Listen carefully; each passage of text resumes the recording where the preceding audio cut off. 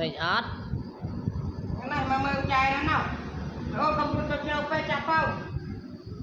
rồi mơ kín phê mơ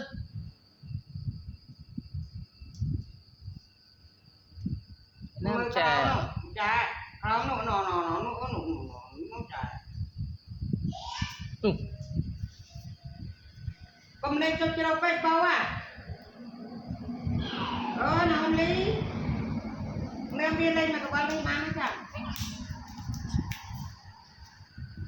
nè chân lan bạn thề nó chặt đốt chặt đó vậy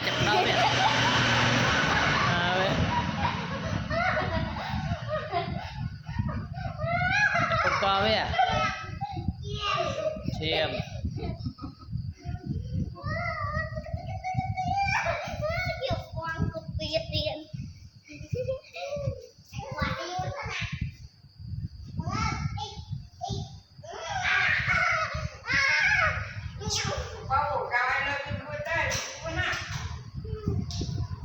tao nô tao mông tao thích thằng thò đi rồi tao vâng xe sẵn đi mà quên đi mà quên